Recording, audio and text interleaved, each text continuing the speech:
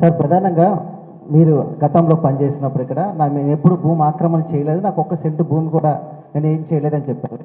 భీమిలి తీరానికి సంబంధించి హోటల్ కడతారని చెప్పి కొంచెం దూరం పెట్టు సార్. భీమిలి తీరానికి సంబంధించి 4 ఎకరాల భూమిలో హోటల్ కడతానని చెప్పి సిఆర్జెడ్లు నిబంధనలు టూట్లు పొడుస్తూ కూడా సముద్రానికి అతి ఒడ్డున ఏదైతే పర్మిషన్ ఉందో ఇప్పటికే జీవీఎంసీ దాన్ని డిస్మాండిల్ చేసింది.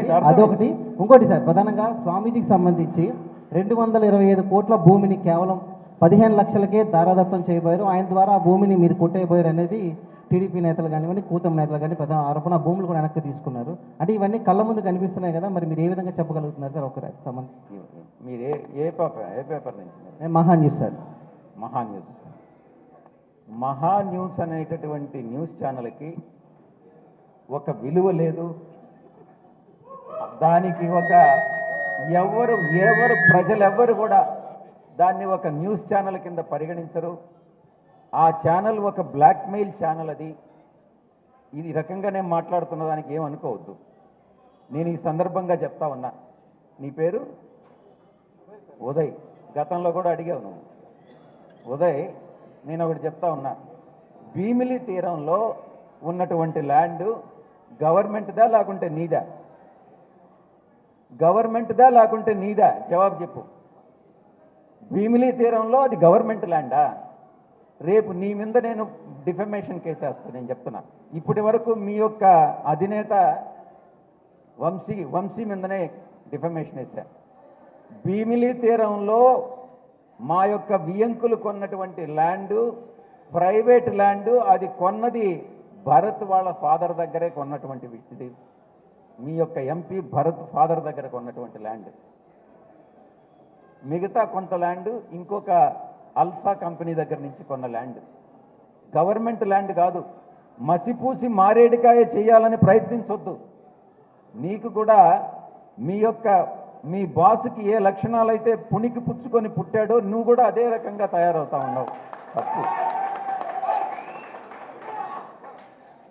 ఒక్కటే చెప్తా ఉన్నా, అది ప్రభుత్వ భూమి 1 ఇంచి కూడా లేదు. ప్రభుత్వ భూమి 1 ఇంచి దాంట్లో ఉన్నా కూడా అది మహా న్యూస్ వంశీకి నేను రాసిస్తా. తీసుకో. దాంట్లో నువ్వు కూడా భాగస్వామిగా. మీరు బ్లాక్మెయిల్ చేసి రాజకీయాలు చేయాల్సిన అవసరం లేదు. మీడియా నడపాల్సిన అవసరం లేదు. ఈ ల్యాండ్ని మీకు ఇప్పించేస్తా మా వియంకుడి చేత.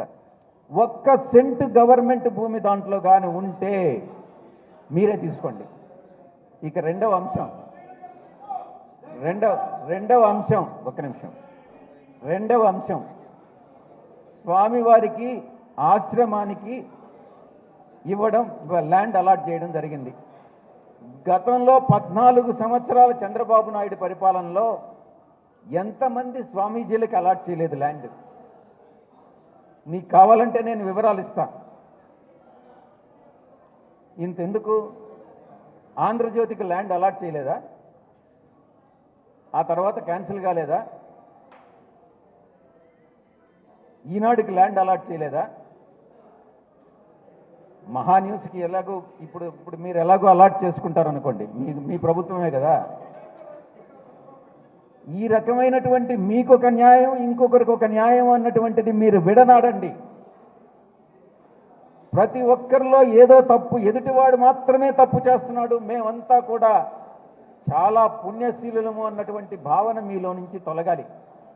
ప్రతి ఒక్కదాన్ని కూడా మీరు కుల ప్రాతిపదిక మీద తీసుకొని చూడడం అన్నటువంటిది మంచిది కాదు అని నేను చెప్తా ఉన్నా. ఇప్పుడే నేను అదే చెప్పా. ఏ పేదలు అన్నటువంటి వాళ్ళు ఏ కులానికి ఏ మతానికి చెందినా కూడా తారతమ్యం లేకుండా మనం అందరం కూడా ముందుకు నడవాలి, వాళ్ళకి సహాయంగా ఉండాలి అన్నటువంటి విషయాన్ని దృష్టిలో పెట్టుకోండి అని చెప్తా వచ్చాను.